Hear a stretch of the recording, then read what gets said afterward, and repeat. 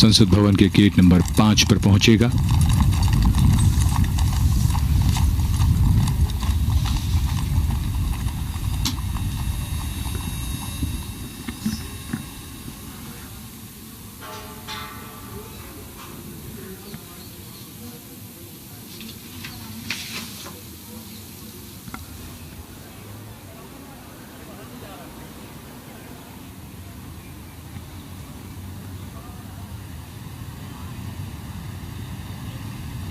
The carcade making its entry to Parliament House.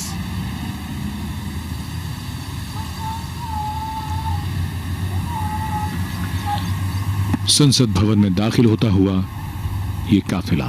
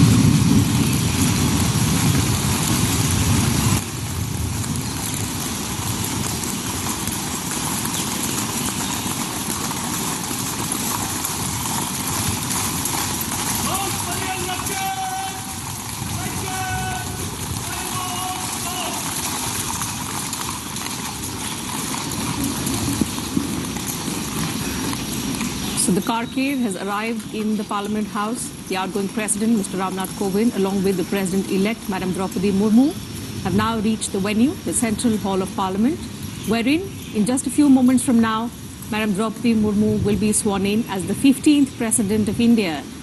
Only the second woman President of the country, the first tribal President, also the youngest President India has ever had. The President-elect being welcomed by Rajya Sabha Chairman M. Venkaiah Naidu. Along with him is Chief Justice of India, Mr. N.V. Ramanna, Lok Sabha Speaker Om Birla as well. Both the outgoing President and the President-elect being accorded the welcome outside the Central Hall of Parliament.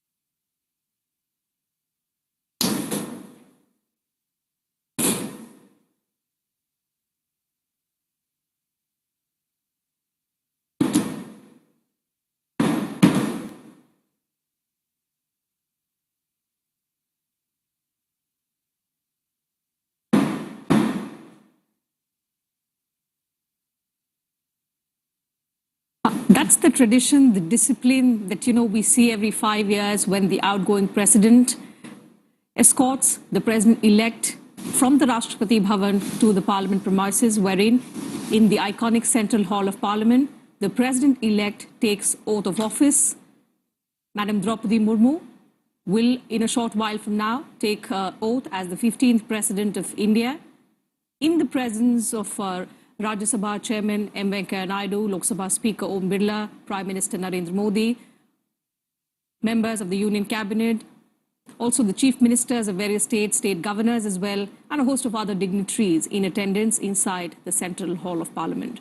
Chief Justice of India, Mr. N.V. Ramanna, will administer the oath of office to Madam Droupadi Murmu, who will, in a short while from now, take oath as the 15th President of India from the iconic Central Hall of Parliament. बिल्कुल अपने आप में ये ऐतिहासिक तस्वीरें कुछ ही पलों में नवनिर्वाचित राष्ट्रपति द्रौपदी मुर्मू देश के सर्वोच्च संवैधानिक पद की शपथ लेंगी। आजादी के बाद जन्म लेने वाली वो पहली राष्ट्रपति होंगी, साथ ही दूसरी महिला राष्ट्रपति और जनजातीय समुदाय से राष्ट्रपति पद तक का सफर तय करने वाली पहली महिला।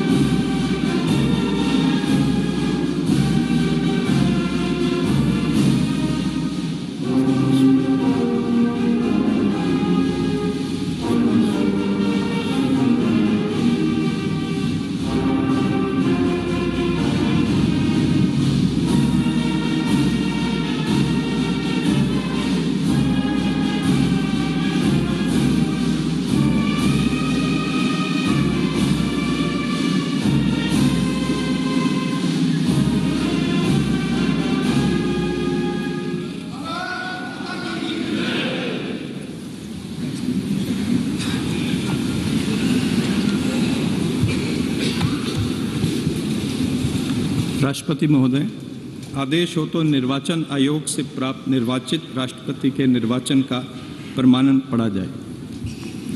यतः भारत के संविधान के अनुच्छेद 324 द्वारा भारत के राष्ट्रपति के पद के निर्वाचन का अधीक्षण, निर्देशन और नियंत्रण भारत निर्वाचन आयोग में निहित है और यतः श्री रामनाथ कोविंद की पदावधि का अवसान वर्ष 2022 के जुलाई मास के 24वें दिन तदनुसार शक संवत के वर्ष 1944 के श्रावण मास के दूसरे दिन होने के लिए नियत है और यतः भारत के राष्ट्रपति के पद को भरने के लिए संविधान तथा राष्ट्रपतीय और उपराष्ट्रपतीय निर्वाचन अधिनियम 1952 के उपबंधों और तदधीन बनाए गए नियमों और आदेशों के अनुसार निर्वाचन करा लिया गया है तथा परिणाम घोषित कर दिया गया है। अब इसलिए भारत निर्वाचन आयोग एतद द्वारा प्रमाणित करता है कि श्रीमती द्रौपदी मुर्मू वर्ष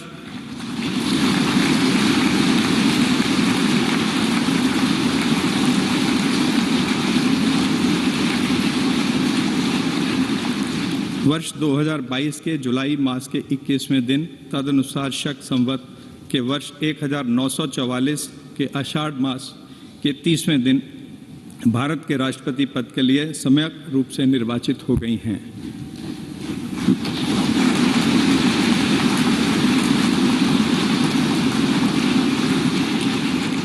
भारत गणराज्य के 73वें वर्ष में हमारे हस्ताक्षर और भारत निर्वाचन आयोग की मुहर से वर्ष 2022 के जुलाई मास के इस 21वें दिन तदनुसार शक संवत के वर्ष 1944 के आषाढ़ मास के 30वें दिन प्रदत्त किया गया।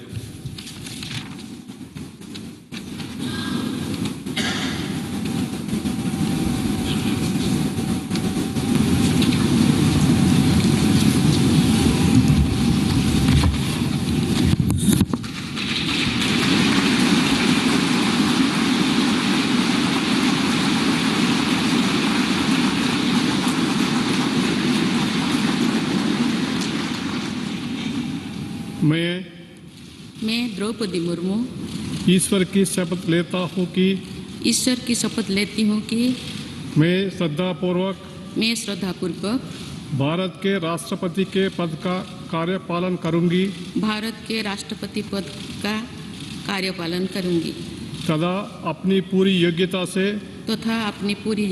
से संविधान और विधि का परिरक्षण, संरक्षण और प्रतिरक्षण करूंगी और मैं भारत की जनता की सेवा और कल्याण में निरत रहूंगी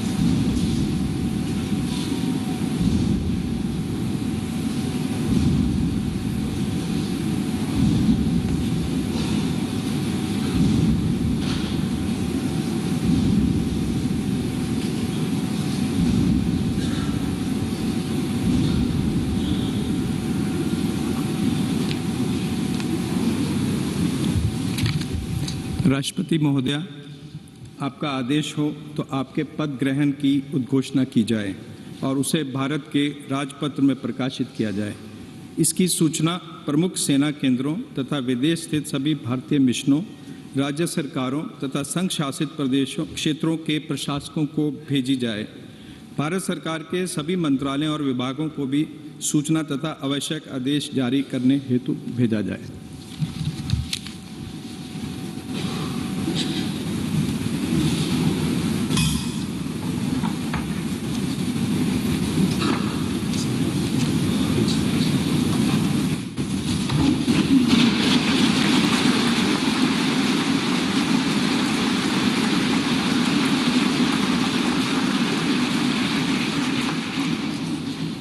श्री रामनाथ कोविंद जी, उपराष्ट्रपति श्री एम वेंकैया नायडू जी, प्रधानमंत्री श्री नरेंद्र मोदी जी, लोकसभा के स्पीकर श्री ओम बिरला जी, चीफ जस्टिस एन.वी. रमन्ना जी, सम्मानित सांसदगण, अन्य महानुभावों, देवियों और स्वजनों तथा मेरे प्यारे देशवासियों, सभी को जोहार।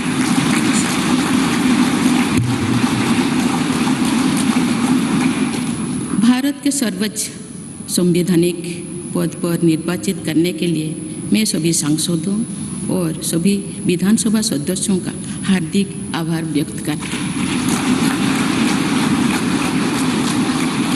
आपका मत देश के करोड़ों नागरिकों के विश्वास की अभिव्यक्ति है। मैं भारत के समस्त नागरिकों की आशा, आकांक्षा और अधिकारों की प्रतीक इस पवित्र संसद से सभी देशवासियों का पूरी विनम्रता से अभिनंदन करती हूँ।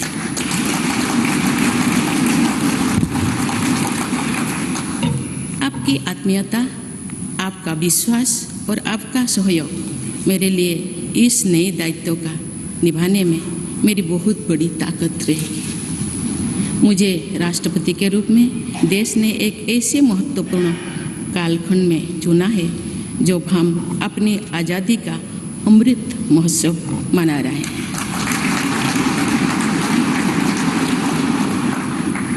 आज से कुछ दिन बाद ही देश अपनी स्वाधीनता के 75 वर्ष पूरी करेगा।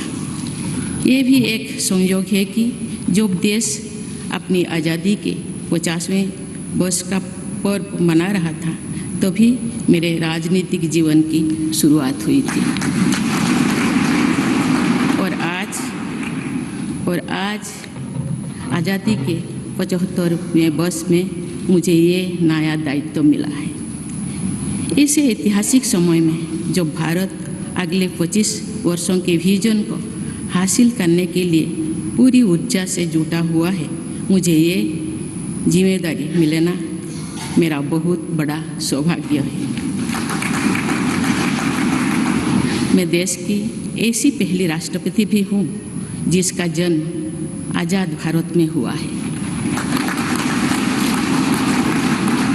हमारे स्वाधीनता सेनानियों ने आज़ाद हिंदुस्तान के हम नागरिकों से जो अपेक्षाएं की थी, उनकी पूर्ति के लिए इस अमृत काल में हमें तेज गति से काम करना होगा। इन 25 वर्षों में अमृतकाल की सिद्धि का रास्ता 2 पटरी पर आगे बढ़ेगा, सबका प्रयास और सबका कर्तव्य। भारत के उज्जवल भविष्य की नई विकास यात्रा हमें सबके प्रयास से करनी है, कर्तव्य पथ पर चलते हुए करनी ही है। काल यानी 26 जुलाई को कारगिल विजय दिवस भी है। ये दिन भारत की सेनाओं के शौर्य और संयम दोनों का ही प्रतीक है।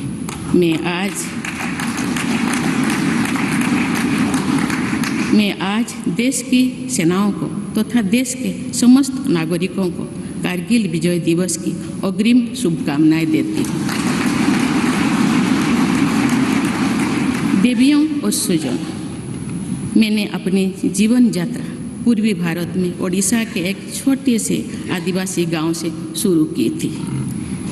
मैं जिस पृष्ठभूमि से आती हूँ, वहाँ मेरे लिए प्रारंभिक शिक्षा प्राप्त करना भी एक सपने जैसा ही था, लेकिन अनेक बाधाओं के बावजूद मेरा संकल्प दृढ़ रहा और मैं कॉलेज जाने वाली अपने गांव की पहली बेटी थी।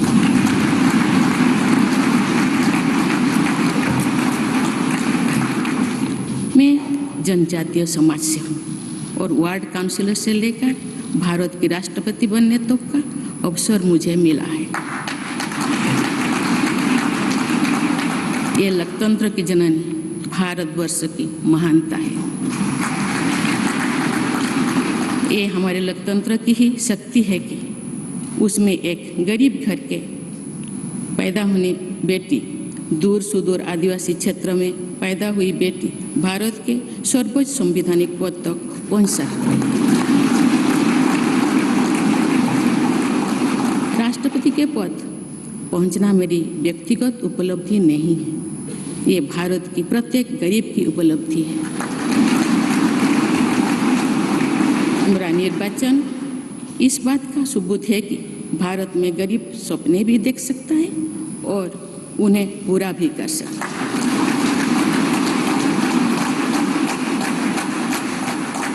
और ये मेरे लिए बहुत संतोष की बात है कि जो सदियों से वंचित रहे, जो जीवन विकास के लाभ से दूर रहे, वे गरीब, दलित, पिछड़े तथा आदिवासी मुझे ये अपना प्रतिबिंब देख सकती है। मेरे इस निर्वाचन में देश के गरीब व का आशीर्वाद शामिल है। देश की करोड़ों महिलाओं और बेटियों के सपनों और सामर्थ्य की झलक है। मेरे इस निर्वाचन में पुराने लीग से हटकर नए रास्ते पर चलने वाले भारत के आज के युवाओं का साहस भी शामिल है। ऐसे प्रगतिशील भारत का नेतृत्व करते हुए आज मैं खुद को गौरवान्वित महसूस कर रही हूँ। मैं आज समस्त देशवासियों को, विशेषकर भारत के युवाओं को तथा भारत की महिलाओं को ये विश्वास दिलाती हूँ कि इस पद पर कार्य करते हुए मेरे लिए उनके हित सर्वोपरि होंगे। देवियों और स्वजनों, मेरे सामने भारत के राष्ट्रपति पद की ऐसी महान विरासत है जिसने विश्व में भारतीय लोकतंत्र की प्रतिष्ठा का निरंतर मजबूत किया है। देश के प्रथम राष्ट्रपति डॉक्टर राजेंद्र प्रसाद से लेकर श्री रामनाथ कोविंद जी तक अनेक विभूतियों ने इस पद को सुशोभित किया है। इस पद के साथ साथ देश ने इस महान परंपरा के प्रतिनिधित्व का दायित्व भी मुझे सौंपा है। संविधान के आलोक में मैं पूरी निष्ठा से अपने कर्तव्यों का निर्वहन करूंगी। मेरे लिए भारत के लोकतांत्रिक सांस्कृतिक आदर्श और सभी देशवासी हमेशा मेरे ऊर्जा के स्रोत रहेंगे। देवियों और स्वजनों, हमारे संवैधानिक संग्राम में, स्वाधीनता संग्राम में एक राष्ट्र के तौर पर भारत की नई यात्रा की रूपरेखा तैयार की है। हमारा स्वाधीनता संग्राम उन संघर्षों और बलिदानों की अविरल धारा है जिसने आज़ाद भारत के लिए कितनी ही आदर्शों और संभावनाओं की सिंचा था। पूज्य बापू ने हमें स्वराज, स्वदेशी, स्वच्छता और सत्याग्रह द्वारा भारत के सांस्कृतिक आदर्शों की स्थापना का मार्ग दिखाया था। नेताजी सुभाष चंद्र बोस, नेहरू जी, सरदार पटेल, बाबा साहेब अम्बेडकर, भगत सिंह, सुखदेव, राजगुरु, चंद्रशेखर आजाद जैसे अनगिनत स्वाधीनता सेनानियों ने हमें राष्ट्र के स्वाभिमान को सर्वोपरि रखने की शिक्षा दी थी। रानी लक्ष्मीबाई, रानी वेलु नाचियार, रानी गाईदिन्लु और रानी चेन्निमा जैसी अनेकों वीरांगनाओं ने राष्ट्र इच्छा और राष्ट्र निर्माण में नारी शक्ति की भूमिका को नई ऊर्जा दी है। संथाल क्रांति, पाइक क्रांति से लेकर कोल क्रांति और भील क्रांति ने स्वतंत्रता संग्राम में आदिवासी योगदान को और सशक्त किया। सामाजिक उत्थान एवं देश प्रेम के लिए धरती आबा भगवान बिरसा मुंडा जी के बलिदान से हमें प्रेरणा मिली थी। मुझे खुशी है कि आज़ादी की लड़ाई में जनजातीय समुदाय के योगदान को समर्पित अनेक म्यूजियम देश भर में बनवाया जा रहा है। देवियों और स्वजनों, एक संसदीय लोकतंत्र के रूप में 75 वर्ष में भारत ने प्रगति के संकल्प को सहभागिता एवं सर्वसम्मति से आगे बढ़ाया है। विविधताओं से भरे अपने देश में हम अनेक भाषा, धर्म, संप्रदाय, खान पान, रहन सहन, रीति रिवाजों का अपनाते हुए एक भारत श्रेष्ठ भारत के निर्माण में सक्रिय है।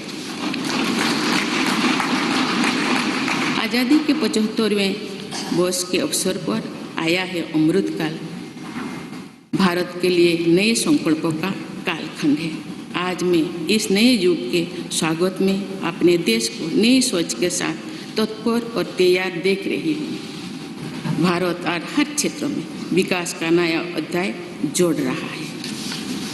कोरोना महामारी के वैश्विक संकट का सामना करने में भारत ने जिस तरह का सामर्थ्य दिखाया है, उसने पूरे विश्व में भारत की साख बढ़ाया है।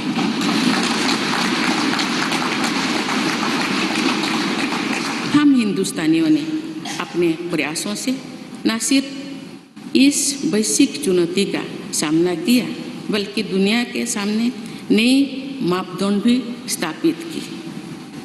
कुछ दिन पहले भारत ने कोरोना वैक्सीन की 200 करोड़ डोज लगाने का कीर्तिमान बनाया।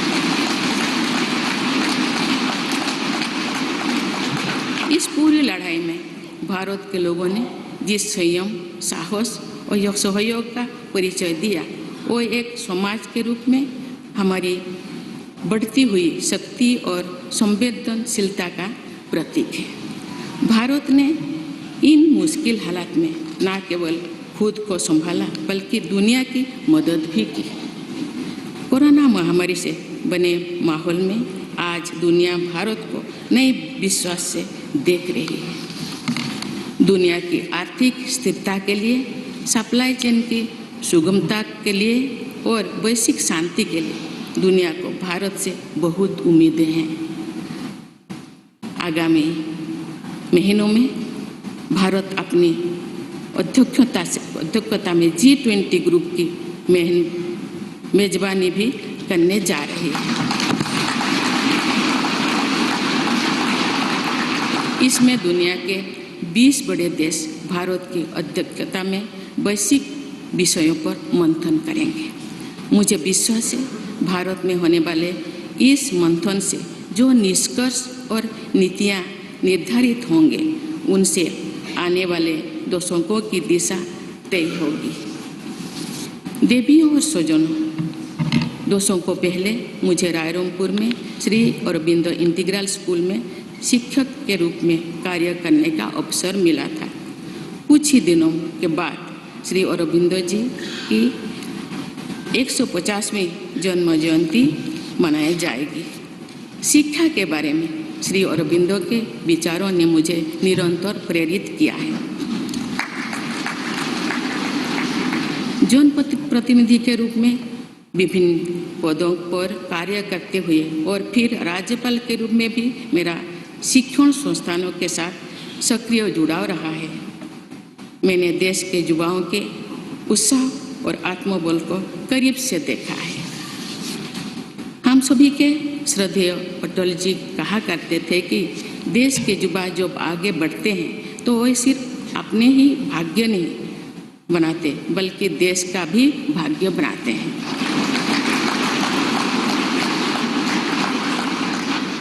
आज हम इसे सोच होते देख रहे हैं। वोकल फॉर लोकल से लेकर डिजिटल इंडिया तक हर क्षेत्र में आगे बढ़ रहा आज का भारत विश्व के साथ कदम से कदम मिलाकर औद्योगिक क्रांति 4.0 के लिए पूरी तरह भारत तैयार है। रिकॉर्ड संख्या में बन रहे स्टार्टअप्स में, नए नए इनोवेशंस में, दूर सुदूर क्षेत्रों में डिजिटल टेक्नोलॉजी की स्वीकार्यता में भारत के युवाओं की बड़ी भूमिका है। बीती वर्षों में भारत ने जिस तरह महिला सशक्तिकरण के लिए निर्णय लिए हैं, नीतियाँ बनाई गई है, इससे भी देश में एक नई शक्ति का संचार हुआ है। मैं चाहती हूँ कि हमारी सभी बहनें व बेटियाँ अधिक से अधिक सशक्त हो तथा वे देश के हर क्षेत्र में अपना योगदान बढ़ाती रहें।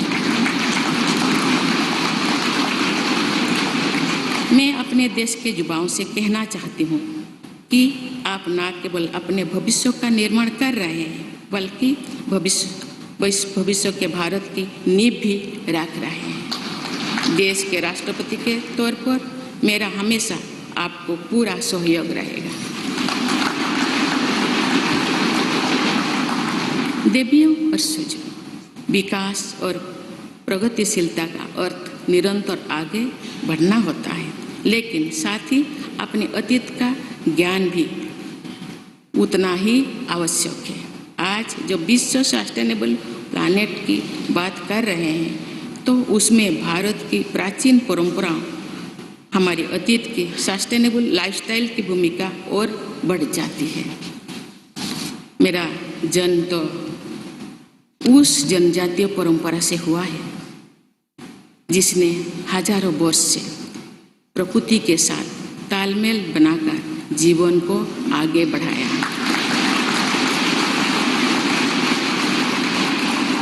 मैंने जंगल और जलाशयों के महत्व को अपने जीवन में महसूस किया है। हम प्रकृति से जरूरी संसाधन लेते हैं और उतनी ही श्रद्धा से प्रकृति से सेवा भी करते हैं। यहाँ संवेदनशीलता का आज वैश्विक अनिवार्यता बन गया है। मुझे इस बात की प्रसन्नता है कि भारत पर्यावरण संरक्षण के क्षेत्र में विश्व का मार्गदर्शक बन रहा है। देवियों और स्वजन, मैंने अपने अब तक के जीवन में जौन सेवा में ही जीवन की सार्थकता को अनुभव किया है। श्री जगन्नाथ क्षेत्र के एक प्रख्यात कवि भीम भोई जी की कविता की एक पंक्ति है, मो जीवन पछे नरके पड़ी थाउ जगत उद्धार।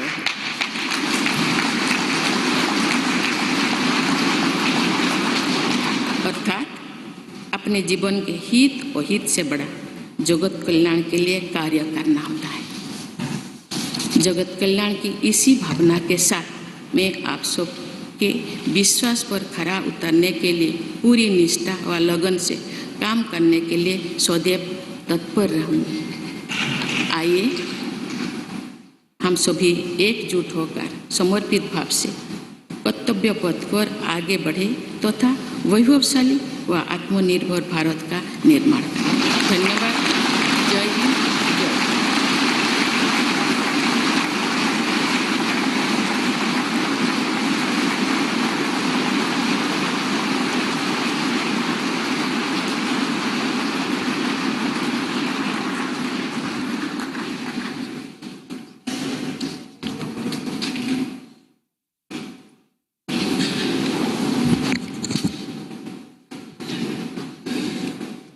Honorable President, Srimati Droupadi Murmu ji, respected Sri Ramnath Kovind ji, Prime Minister Sri Narendra Bhai Modi ji, Speaker of Lok Sabha Sri Om Birla ji, Chief Justice of India Sri N.V. Ramana ji, respected parliamentarians, other dignitaries, brothers and sisters, and my dear fellow citizens, Namaskar.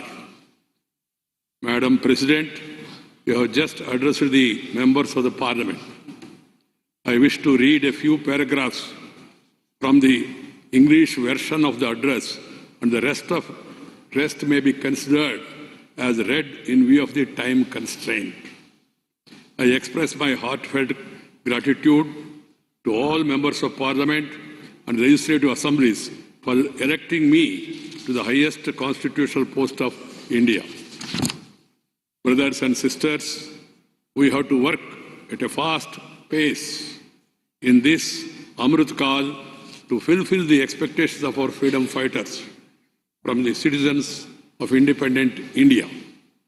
In these 25 years, the path to attain the goals of Amrit Kal will proceed on two tracks, Sabka Prayas or Sabka Kartavya, everyone's efforts and everyone's duty.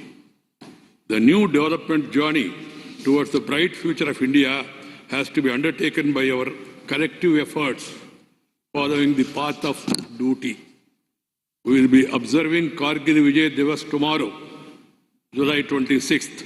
This day is a symbol of both the bravery and the restraint of the Indian armed forces.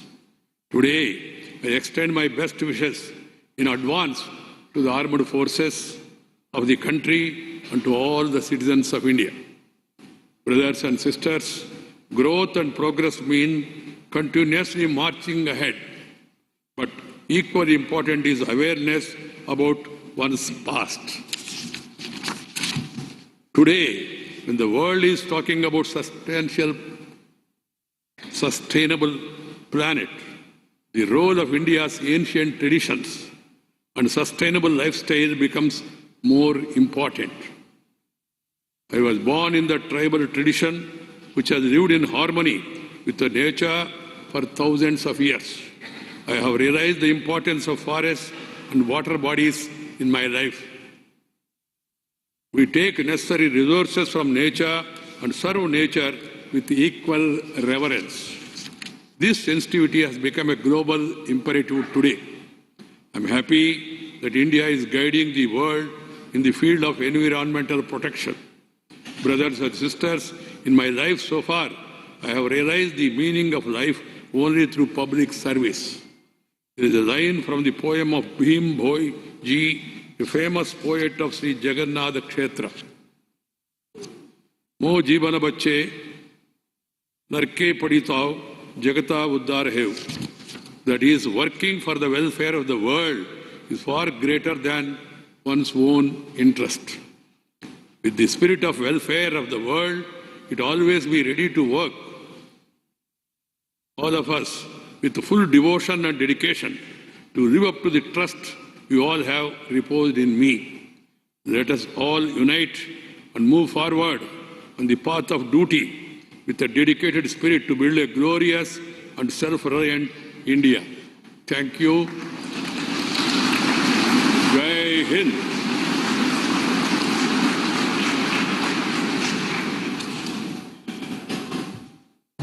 राष्ट्रपति महोदया, आपकी आज्ञा हो तो समारोह की कार्यवाही समाप्त की जाए।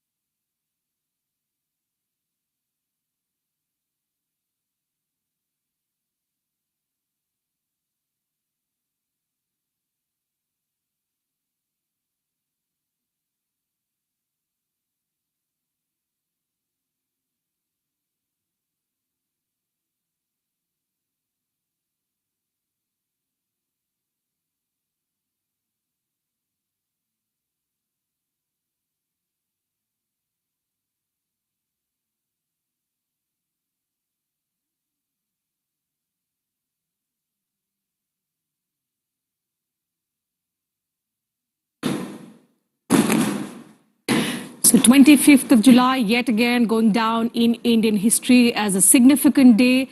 The 10th successive president to have been sworn in today. Madam Droupadi Murmu was sworn in as the 15th president of India a short while ago. The oath of office was administered to her by Chief Justice of India, N.V. Ramana. The ceremony has now concluded. In fact, after the oath-taking ceremony, which was followed by a 21-gun salute and the first address of the 15th president, which was then, excerpts of which were also translated in English and read out by Vice President and Rajya Sabha Chairman Mr. M. Venkaiah Naidu. The ceremony in the Central Hall of Parliament has now concluded. And as you can see, the 14th President of India, Mr. Ramnath Kovind, the new President, Madam President Murmu, along with other dignitaries now leaving for the Rashtrapati Bhavan.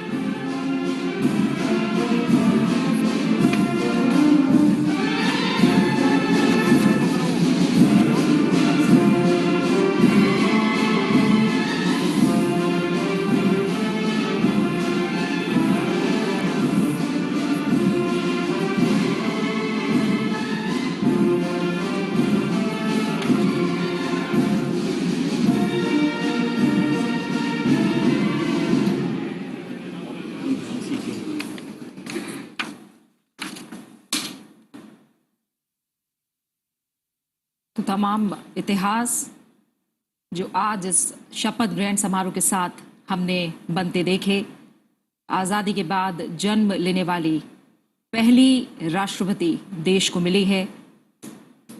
साथ ही हम देख रहे हैं कि अब राष्ट्रपति द्रौपदी मुर्मू राष्ट्रपति भवन की ओर रवाना होंगी और राष्ट्रपति भवन के फोरकोर्ट में हैंडिंग ओवर सेरेमनी होगी और इसके बाद राष्ट्रपति भवन से रामनाथ कोविंद विदा होंगे।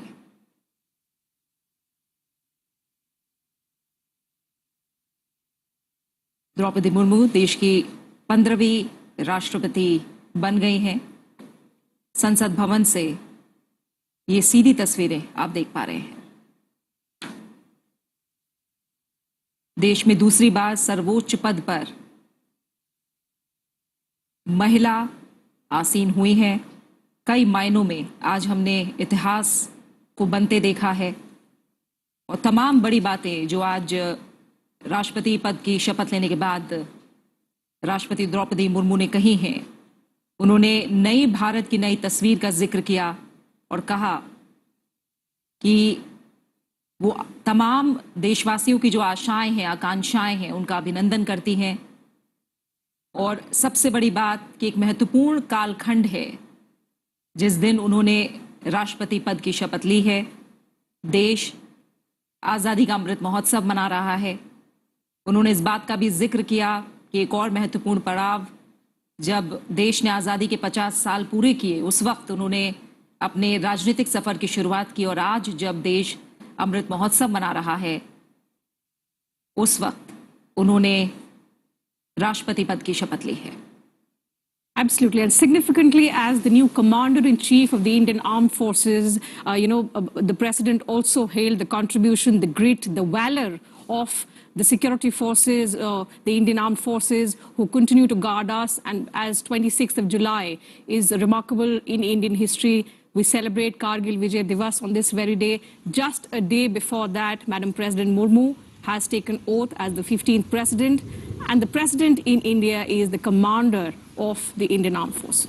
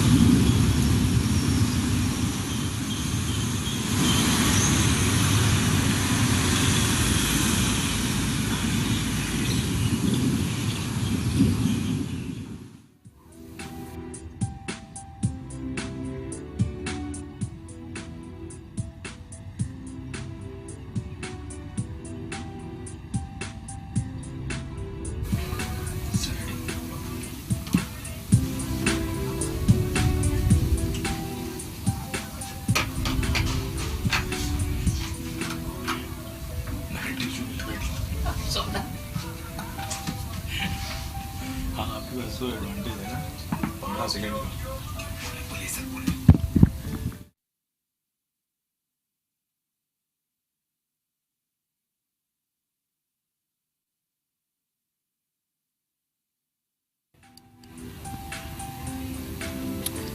द्रौपदी मुर्मू ने शपथ ले ली है और अब देश की 15वीं राष्ट्रपति शपथ ग्रहण के बाद संसद के केंद्रीय कक्ष से उनका प्रस्थान उनके आधिकारिक निवास राष्ट्रपति भवन की ओर, उनका काफिला संसद भवन से प्रस्थान करता हुआ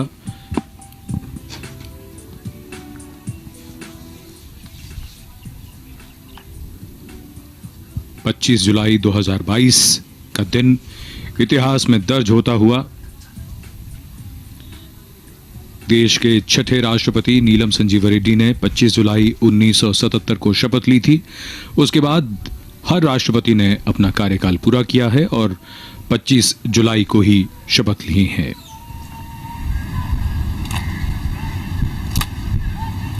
राष्ट्रपति अंगरक्षक राष्ट्रपति के काफिले के आगे आगे और उनके साथ नई राष्ट्रपति श्रीमती द्रौपदी मुर्मू अपने आधिकारिक निवास राष्ट्रपति भवन की ओर, ये काफिला विजय चौक से अब रायसीना पहाड़ी की ओर बढ़ता हुआ। Srimati Droupadi Murmu is now the 15th President of the Republic of India. She now sits as the constitutional head of the nation.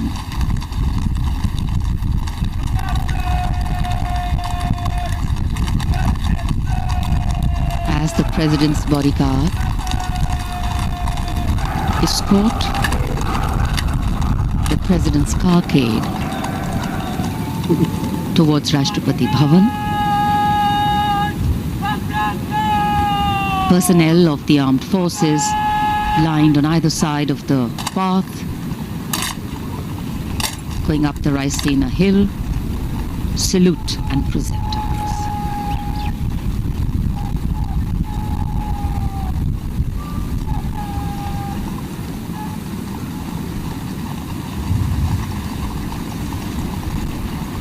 It's a special day for the nation,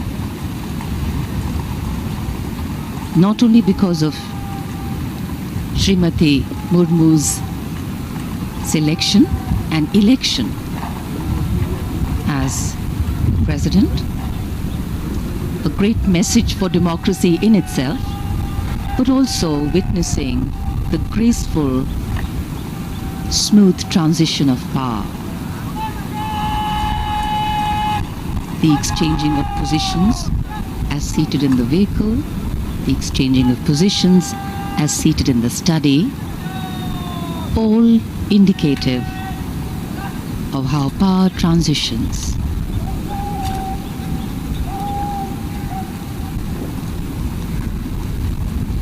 The seat of power, the North Block, the South Block, the seat of governance, the Parliament House, all standing silent witness to this special moment.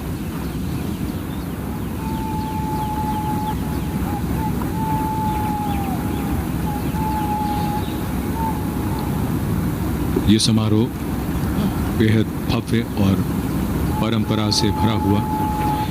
इसमें ध्यान से देखें तो ये समझ में आएगा कि किस तरह शपथ ग्रहण से पहले और बाद में जो क्रम होता है पूर्व राष्ट्रपति का और वर्तमान राष्ट्रपति का, वो किस प्रकार से बदलता है।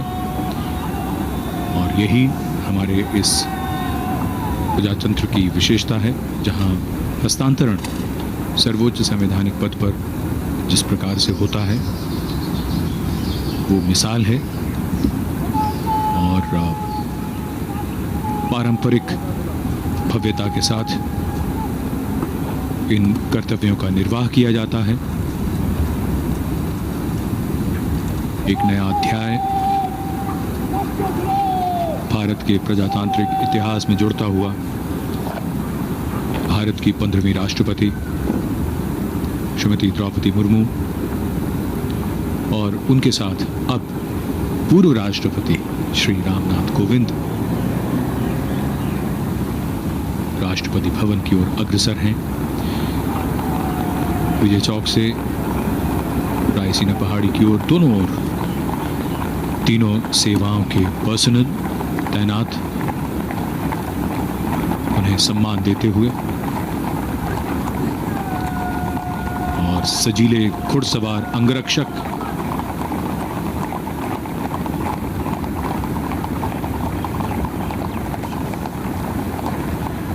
रायसीना पहाड़ी पर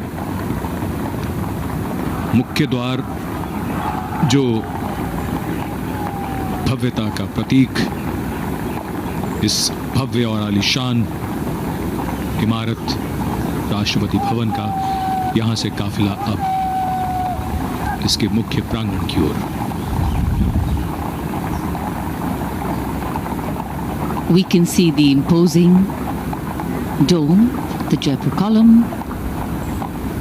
and the pathway leading up to the forecourt of Rashtrapati Bhavan. With high positions comes a higher sense of responsibility. Power has as its companion, a constant companion, responsibility. The working on the advice of the elected government, the President of India, is the protector of the Constitution. Srimati Murmu, as our new President, will hold in her heart and her hands a responsibility to ensure that the last mile, the last person is connected, interconnected, and belongs to a nation called India, a nation that is progressing. The last person has an equal share in the growth, prosperity, and progress of the nation to actually make democracy truly meaningful.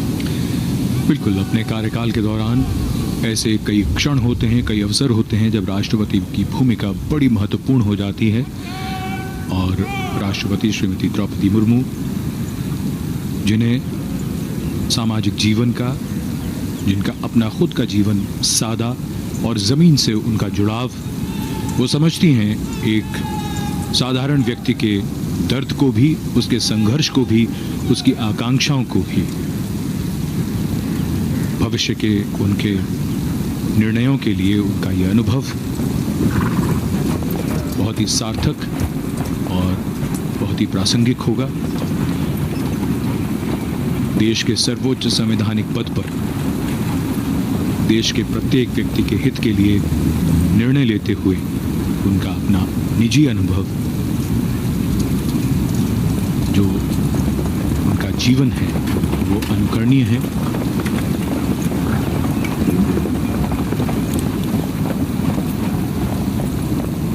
In fact, Srimati Droupadi Murmu started her political career at the grassroots levels as a councillor. And after that, her movement upwards, also as the first woman governor of Jharkhand.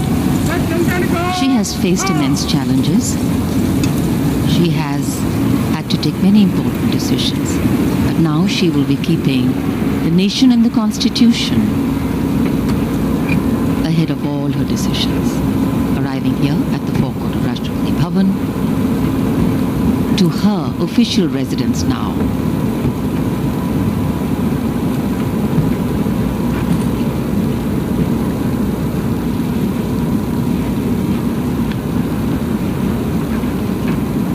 पूर्व राष्ट्रपति श्री रामनाथ कोविंद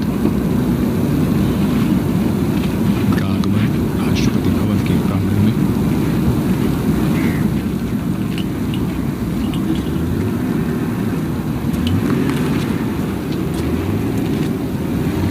राष्ट्रपति श्रीमती द्रौपदी मुर्मू सलामी देगा राष्ट्रीय salute Madhya Pradesh.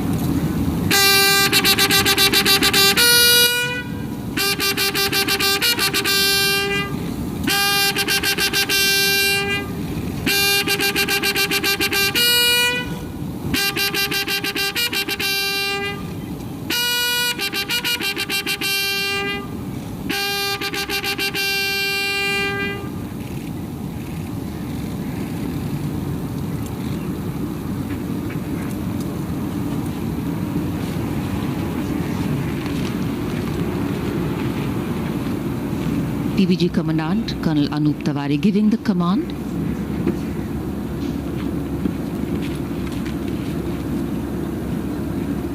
The President of India, Srimati Droupadi Murmu, boarding her vehicle along with former President Shri Ramnath Kovind.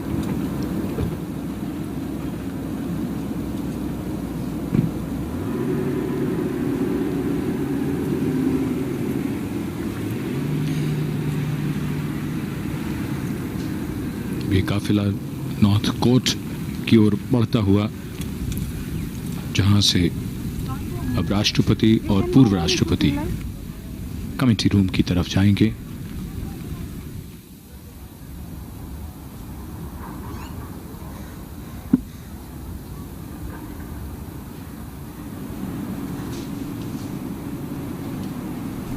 Here at the North Court, awaiting the arrival of the new president, personnel and staff of Rashtrapati Bhavan.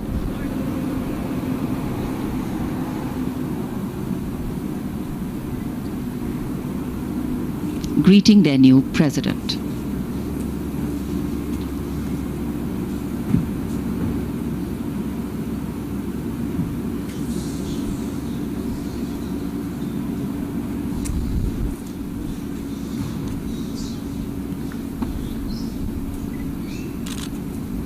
Rashtrapati Bhavan स्वागत कर रहा है नए राष्ट्रपति का, श्रीमती द्रौपदी मुर्मू, और उनके साथ पूर्व राष्ट्रपति Shri Ramnath Kovind.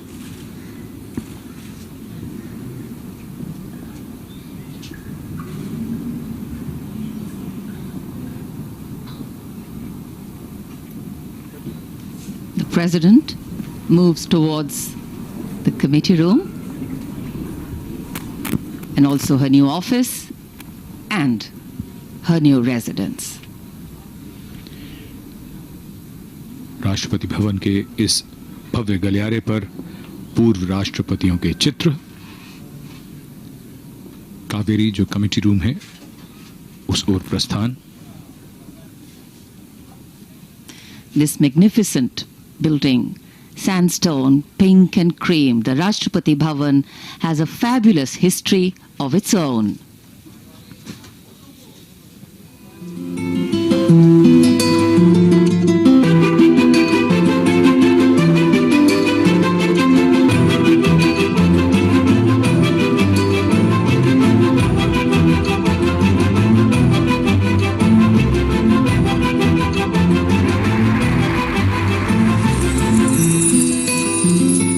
Welcome to Rashtrapati Bhavan, the office and home of the President of India. Completed in 1929, Rashtrapati Bhavan, designed by Edwin Lutyens and Herbert Baker, is one of the most magnificent presidential palaces ever built. The erstwhile symbol of colonial power and imperial domination is today representative of Indian democracy, of its inclusiveness, plurality and secularism. This is not just the residence of the constitutional head of the world's largest democracy, but also in terms of area, the largest residence of a head of state anywhere in the world.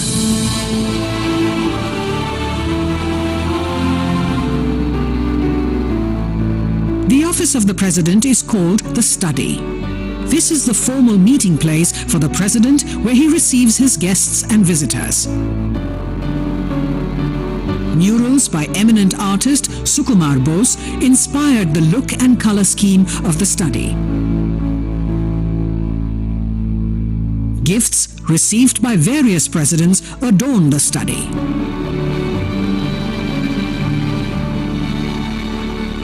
The study opens into the morning room.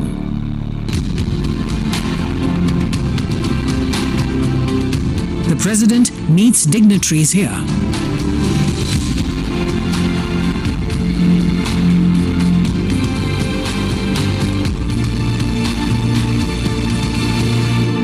Each room in the Rashtrapati Bhavan stands witness to history. To restore these to their former glory, the restoration team had to rearrange available resources in view of the heritage nature of the rooms. Work was undertaken in each room to revive its distinct character, just like the way they were originally meant to be. Fascinating works of art by reputed Indian and European artists were restored to add character to the walls.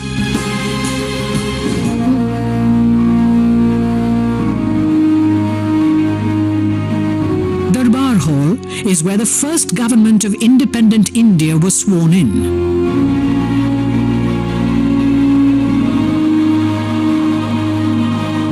Lutyens designed new viceregal thrones for the Darbar Hall to replace those from Government House in Calcutta.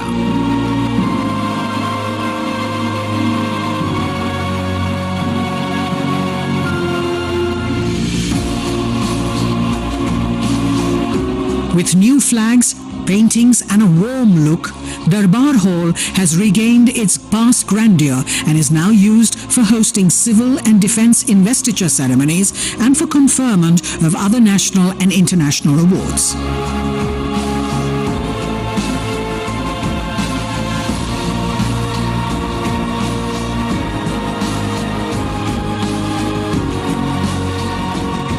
Next to Darbar Hall is the library. It is also described as the daughter of Darbar Hall.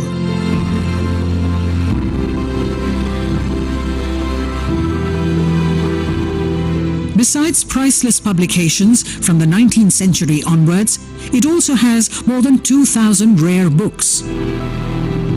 They are now being digitized and preserved for posterity.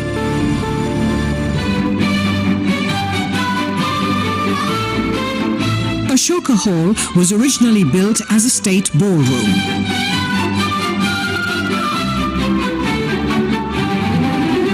It is now the venue for accepting credentials of foreign envoys and other formal functions.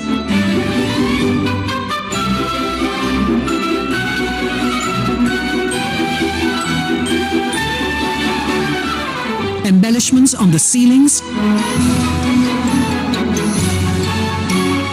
carpets and chandeliers reveal the stately splendor of the room.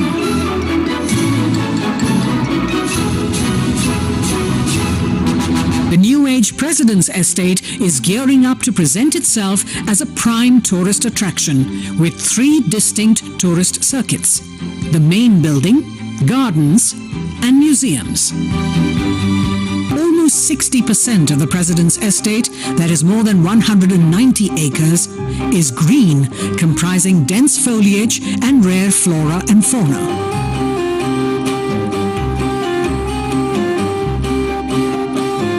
Besides the spiritual, herbal, cactus, and nakshatra gardens, it includes the sprawling Mughal gardens.